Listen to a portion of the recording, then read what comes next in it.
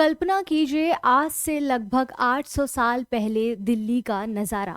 हवाओं में धूल उड़ रही है और दूर क्षितिज पर घोड़े दौड़ते हुए दिखाई दे रहे हैं। ये घोड़े सेंट्रल एशिया यानी कि मध्य एशिया से आए हैं। उन योद्धाओं के घोड़े हैं जिनकी जुबान तो अलग है, जिनका धर्म भी अलग है और जिनके पास वास्तुकला यानी कि आर्किटेक्चर को देखने का नजरिया भी बिल्कुल अलग है। जब ये योद्धा भारत की धरती पर कदम रखते हैं तो उनकी आंखों में अपनी भव्य मस्जिदों और मकबरों की यादें हैं, जिनके विशाल गुंबद और ऊंचे मेहराब हुआ करते थे। लेकिन एक समस्या है, उनके पास अपने कारीगर नहीं है। उन्हें यहाँ की इमारतें बनाने के लिए उन भारतीय शिल्पकारों की मदद लेनी पड़ती है जिन्होंने पीढ़ियों से केवल मंदिरों के शिखरों और भारी पत्थरों की नक्काशी सीखी है। अब सोचिए क्या होगा जब एक तुर्क सुल्तान का विजन और एक भारतीय कारीगर के हाथों का जादू आपस में मिलेंगे। यहीं से जन्म होता है एक ऐसी अनूठी कला का जिसे हम इंडो इस्लामिक वास्तुकला कहते हैं, जिसे आज हम यहाँ पर पढ़ने वाले हैं। तो इस कहानी में थोड़ा और आगे चलते हैं और समझते हैं कि ये केवल महज पत्थर पर पत्थर रखना नहीं था, बल्कि दो बिल्कुल अलग अलग सभ्यताओं का एक दूसरे को गले लगाना था। आज के इस लेक्चर में हम इसी रोमांचक सफर पर निकलेंगे और समझेंगे कि कैसे कुतुब मीनार की पहली ईंट से लेकर लोधी गार्डन के शांत मकबरों तक दिल्ली की शक्ल बदलती गई। आज हम पत्थरों की जुबानी सुनेंगे कि कैसे गुलाम वंश के ने प्रयोग किए खिलजी के विज्ञान का इस्तेमाल किया और तुगलकों ने मजबूती को चुना, और वहीं लोधी वंश ने वास्तुकला में शालीनता यानी कि ग्रेस को भरा। तो चलिए मध्यकालीन भारत की इन गलियों में चलते हैं जहां हर पत्थर एक कहानी को कहता है। तो शुरू करते हैं आज के अपने इस लेक्चर को, और आज हम यहाँ पर मध्यकालीन वास्तुकला की कहानी में आगे बढ़ रहे हैं। आप सबका आज के इस लेक्चर में संकल्प से सफलता के इस यूट्यूब चैनल में दिल से हृदय से स्वागत करती हूँ। और आज हम यहाँ पर एक नई कड़ी में आगे बढ़ रहे हैं जिसमें हम देखेंगे मध्यकालीन भारतीय वास्तुकला के कुछ अंशों को। लेक्चर 9 यानी कि 1 to 8 लेक्चर्स आ चुके हैं। लास्ट वाला जो लेक्चर था यानी कि लेक्चर नंबर 8 में मैंने मेंस के PYQ को भी सॉल्व किया है, जो मैंने अब तक जो भी सिलेबस को कवर कराया है। राइट, अब हम आगे बढ़ते हैं इसमें और कहानियों को समझते हुए इनकी चीज़ों को भिन्नताओं से समझेंगे यहाँ पर, और हमारे एग्जाम के पॉइंट ऑफ व्यू से क्या क्या इंपॉर्टेंट है उसको भी हम यहाँ देखेंगे। तो देखिए मध्यकालीन वास्तुकला के द्वारा समय की स्थानीय, क्षेत्रीय, सांस्कृतिक परंपराओं, सामाजिक आवश्यकताओं की बात हो या फिर आर्थिक समृद्धि की बात हो, धार्मिक व्यवहार को समायोजित करके यहाँ पर दिखाया गया, जैसा कि मैंने बिगिनिंग में इंट्रो में आपको समझाया था। आप देखेंगे भारतीय वास्तुकला जो है ये स्वदेशी शैलियों और बाहरी और विदेशी प्रभावों का काफी मिश्रण यहाँ पर मिक्सचर देखने को मिलता है, जिनमें से इन्हें स्वयं एक अनूठी विशेषता प्रदान की गई है।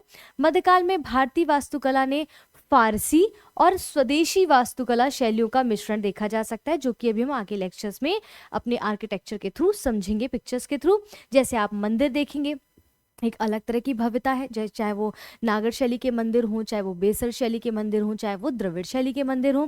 वहीं मस्जिदों, तालाबों, कुओं, बाजारों सहित सार्वजनिक गतिविधियों के लिए जो इंफ्रास्ट्रक्चर है, जो संरचनाएं हैं, उनका निर्माण जरूरतों, कल्पनाशीलता, कारीगरों और श्रमिकों की क्षमताओं को समायोजित करने का उद्देश्य से किया गया था, जिसको हमने पिछले लेक्चर्स में भी देखा और अनवरत अब हम आगे भी देखेंगे। ये कुछ आप देखेंगे दिल्ली सल्तनत के समय के या फिर मध्यकालीन भारत में आप देखेंगे इस प्रकार के इमारतों का निर्माण किया गया। मंदिरों से काफ़ी भिन्न है क्योंकि यहाँ पर गुंबदें हैं, ठीक है, पितरादूरा की जो यहाँ पर जो है कढ़ाई उस तरह से की गई है। यहाँ पर इमारतों पर जो है आप देखेंगे कि आयतें लिखी जाती थी कुरान की। तो ये सारी भिन्नताएं आपको पिछले मंदिरों से भिन्न देखने को मिलती हैं।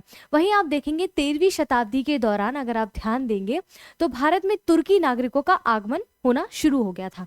इसके साथ ही भाई जब कोई व्यक्ति नया आया है तो अपने साथ नई भाषा, नया कल्चर, नया समाज अपने साथ लेकर आएगा। तो फारस, अरब और मध्य एशिया की स्थापत्य वास्तुकला शैली की एक नई तकनीक का आगमन भारत में होता है, जो कि भारतीय वास्तुकला में इंडो इस्लामिक वास्तुकला के रूप में देखने को मिलेगा। इन शैलियों से निर्मित इमारतों की वास्तुकला विशेष रूप से आपको क्या देखने को मिलेगा?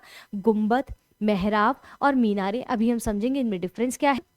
और समय के साथ साथ जो आपका भारतीय वास्तुकला है उसके साथ इस्लामी शैली के मिश्रण के रूप में कई सारे आर्किटेक्चर उभर कर सामने भी आए हैं।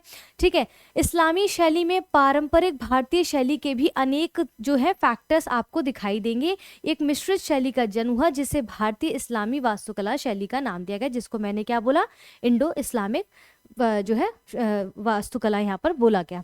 ठीक है, यहाँ पर कुछ पिक्चर्स आपको दिए गए, जैसे ताजमहल हो गया, ठीक है, रेड फोर्ट हो गया, इस तरह से आप देखेंगे जामा मस्जिद इत्यादि यहाँ पर चीज़ों को बनाया गया है।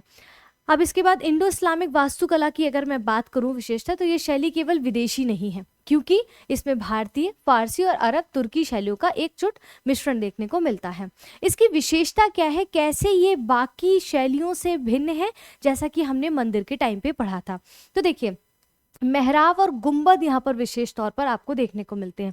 मेहराब, गुंबद और मीनारे स्पेसिफिकली माफी चाहती हूँ, इंडो इस्लामिक वास्तुकला में देखने को मिलता है। जैसे कि ये आपकी मीनार है, आई होप ये दिख रहा होगा, ये आपका गुंबद का आकार है, ये मेहराब कुछ इस प्रकार से होते थे।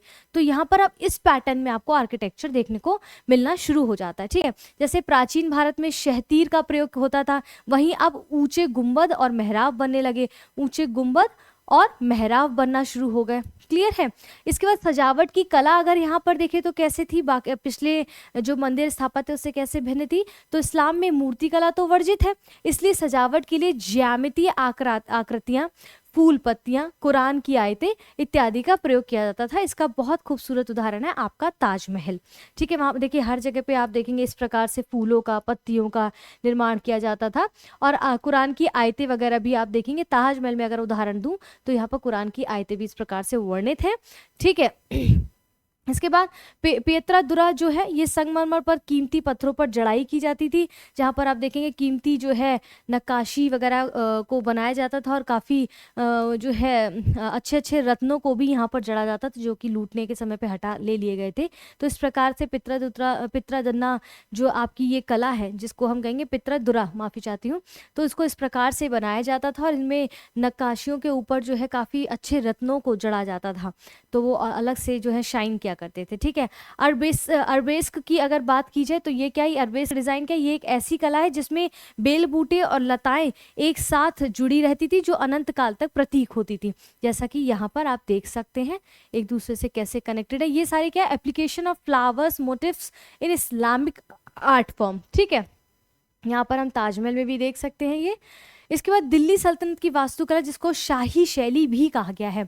1192 में आप देखेंगे दिल्ली जीतने के बाद कुतुबुद्दीन ऐबक ने क्या किया, कुछ हिंदू जैन मंदिरों को तोड़ने के बाद उन्होंने एक विशाल मस्जिद का निर्माण का आदेश दिया, और यहीं से दिल्ली सल्तनत की वास्तुकला की शुरुआत हमें देखने को मिलती है, जिसमें स्वदेशी और इस्लामिक परंपराओं के मेल हैं, जिससे इंडो इस्लामिक कला विकसित हुई। ये कला मुगल काल में चरम पर पहुंचती है। शुरुआत होती है आपके कुतुबुद्दीन ऐबक से 1119 लगभग ईस्वी में। ठीक है, तो ये सारी चीज़ें हमने यहाँ पर देख रहे हैं। इसके साथ साथ अच्छा एक चीज़ और बता दूं कि यहाँ पर आगे भी हमने पिछले लेक्चर्स में भी काफ़ी चीज़ें कवर की, अगर नहीं देखा है जाके तो आप पहले वो भी देख लीजिएगा, हालांकि उससे कनेक्टेड नहीं है बट फिर भी। ठीक है, तो भारतीय और विदेशी शैली के मिलन पर एक्चुअली क्या है कि इसे ऐसे समझना है जैसे दो अलग अलग भाषा बोलने वाले लोग मिलकर अब एक नई भाषा बना रहे हैं।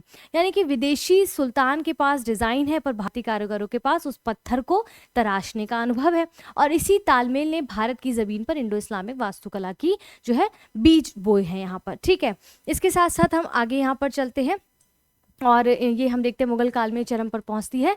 यहाँ पर कुछ दिल्ली सल्तनत की स्थापत्य कला के कुछ उदाहरण दिए गए हैं, आप इसको देख सकते हैं।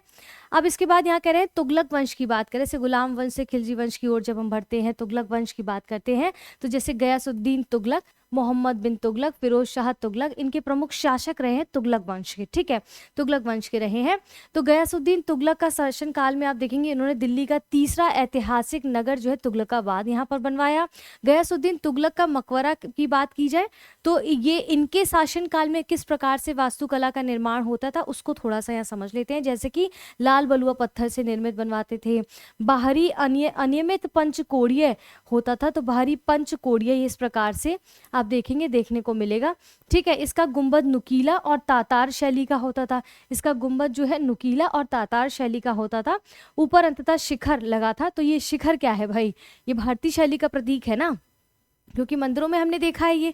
इसके बाद इसका तुगलकों ने ढलवा दीवारें यानी कि स्लोपिंग वॉल्स, ऐसे गिरती हुई वॉल्स की अवधारणा दी, जिसे बेटर कहा जाता था, जैसे कि आप सिंगल रूप में यहाँ पर ऐसे, ठीक है, देख सकते हैं।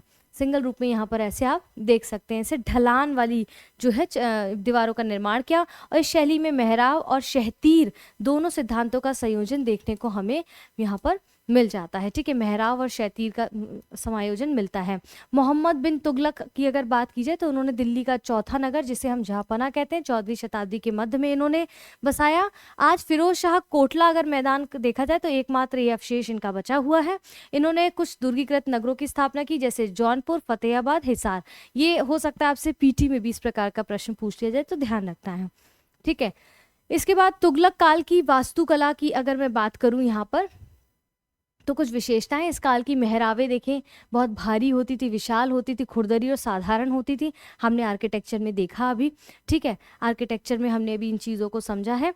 तुगलक काल की जो सादगी है उसको देखेंगे कि खिलजी के बाद जब तुगलक आए, खिलजी के शासनकाल के बाद जब तुगलक आए, तो उन्होंने दिखावे को छोड़ा और इन्होंने क्या किया, उस समय में इमारतें ऐसी लगती थी जैसे कोई सैनिक खड़ा हो, मजबूत, सख्त और बिना किसी फालतू सजावट के इन्होंने बनाने का प्रयास किया। उनकी ढलवा जो दीवारें सिर्फ डिज़ाइन ही नहीं बल्कि किले को दुश्मन के हमलों से बचाने का एक तरीका भी हुआ करती थी। तुगलक काल में आपको मजबूती ज़्यादा देखने को मिलेगी, ज़्यादा सजावट नहीं मिलेगी, ठीक है।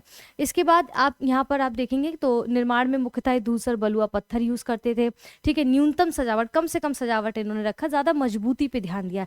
यानी कि अगर आप इस काल की वास्तुकला को समझे तो संकट काल कहा जाता था, क्योंकि इसकी सौंदर्यता की बजाय इसकी मजबूती पर तुगलक काल के समय पे ज़्यादा ध्यान दिया गया इन चीज़ों पर, ठीक है। Monuments made during Tughlaq dynasty, यहाँ पर से सुल्तान फिरोज शाह तुगलक टॉम्ब दिल्ली में बना है।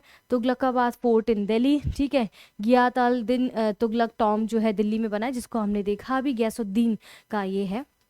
इसके बाद यहाँ पर लोधी वंश की यदि बात की जाए तो आप देखेंगे लोधी वंश पर जो है समापन, जैसे हम देखेंगे लोधी वंश पर, ये आते आते लोधी वंश पे चीज़ें अलग, लोधी वंश के समय पे अलग आर्किटेक्चर देखने को मिलता है। लोधी जिन्होंने एक पूरी यात्रा को एक नया मोड़ दिया था, क्योंकि इन्होंने ऊंचे चबूतरे पर मकबरे बनाए और दोहरे गुंबद यानी कि डबल डोम की भी शुरुआत इन्होंने की थी। लोधी काल की इमारतों की अगर मैं बात करूँ तो उस सुकून की तरह है जो एक लंबी यात्रा के बाद मिलता है, यानी कि शांत, शालीन और बागों के बीच बसी हुई इन्होंने पूरे आर्किटेक्चर को इस प्रकार से बनाया था, ठीक है। इनका समय काल कुछ इस प्रकार था, जैसे जमाली कमाली मस्जिद का निर्माण हुआ था, क्योंकि ये दो जमाली कमाली व्यक्ति थे जिनकी कब्रें इन्होंने बनाई, मकबरा था। और ये परिसर दो पास पास स्थित स्मारकों से मिलकर बना है, एक मस्जिद है, एक मकबरा है, जिसमें जमाली कमाली नामक दो व्यक्तियों की कब्रों को इन्होंने स्थापित किया था, ठीक है। छोटा सा लेक्चर था, लेकिन लेक्चर में चीज़ों को समझना बहुत ज़रूरी था, क्योंकि जब तक आप चीज़ों को समझेंगे नहीं, कनेक्ट नहीं कर पाएंगे। यानी कि हम अगर एक लाइन में कहें तो सल्तनत काल की जो वास्तुकला है एक ऐसा सफ़र है जो कुतुब मीनार की ज़रूरत से होकर तुगलकों की मजबूती से गुजरता हुआ लोधी वंश की खूबसूरती पर खत्म होता है। और यही वह नींव थी जिस पर आगे चलकर मुगलों ने ताजमहल जैसी भव्य इमारतों का निर्माण किया था। तो आज हमने बस इतना समझा कि इंडो इस्लामिक जो है कला की विशेषताएं क्या होती है, फिर तुगलक काल में जो भी शासक रहे हैं उनको समझा, लोधी वंश की चीज़ों को यहाँ पर हमने देखा, ठीक है। इसके बाद हम आगे बढ़े तो यहाँ पर आप देखेंगे दिल्ली सल्तनत के अंतर्गत जो शाही शैली जो कुतुबुद्दीन ऐबक से शुरू हुई थी, इसके बाद हमने सारी कहानी को पढ़ा। तो आज हमें मोटा मोटा चीज़ें पता चल गई हैं। जब हम कल आप दूसरे लेक्चर में जो मैं ट्यूसडे को पढ़ाऊंगी शाम को 6 बजे, उसमें आपको पता चलेगा कि मुगल काल के समय पर जैसे ताजमहल इत्यादि की जब हम बात करेंगे, बहुत खूबसूरत लेक्चर है, उसको मिस नहीं करिएगा, क्योंकि ये लेक्चर्स जो मैं आपको पढ़ा रही हूँ ये आपका ट्यूसडे, ठीक है, ये आपका ट्यूसडे प्लस सैटरडे आपको शाम को 6 बजे देखने को मिलता है, मेरे द्वारा पढ़ाया जाता है। इसके साथ साथ कुछ और भी नए प्रोग्राम्स लॉन्च किए जा रहे हैं, जैसे कि इसी संडे से अब हर वीकेंड पर संडे टू संडे, ठीक है, शाम को 7 बजे, संडे टू संडे शाम को 7 बजे आपको prelims booster current affairs based मिलेगा, जिसमें एक हफ्ते की करंट अफेयर्स को प्रीलिम्स बेस्ड बनाया जाएगा, ताकि आपके प्रीलिम्स में, यूपीएससी के प्रीलिम्स में कोई भी कठिनाई उत्पन्न ना हो करंट अफेयर्स को लेकर। उसके साथ साथ एमसीक्यूज को भी उसमें जोड़ा जाएगा, ताकि आप बेहतर जो है प्रैक्टिस कर सकें। इसी के साथ साथ अगले हफ्ते से यानी कि वेडनेसडे से उसका अनाउंसमेंट हो जाएगा, ठीक है। अगले हफ्ते यानी वेडनेसडे से आपको पीवाईक्यूज भी यूपीएससी के 2013 से लेके अब तक जो भी होंगे वो कराए जाएंगे। उसमें जो भी टाइमिंग्स रहेंगे उसके लिए अपडेट कर दिया जाएगा। इन सब की जानकारी को टाइम टू टाइम आप तक मिलने के लिए क्या करना है, संकल्प से सफलता तक के यूट्यूब चैनल को सब्सक्राइब करना है, बेल आइकन दबा दीजिए ताकि टाइमली आपको नोटिफिकेशन मिलता रहे। वीडियो पसंद आया तो प्लीज़ वीडियो को लाइक करें, शेयर करें, कॉमेंट करना ना भूलें, अपनी प्रतिक्रिया ज़रूर दें, हमें बहुत अच्छा लगता है। इसी प्रकार से हमारे साथ निरंतर बने रहें। जय हिंद, जय भारत।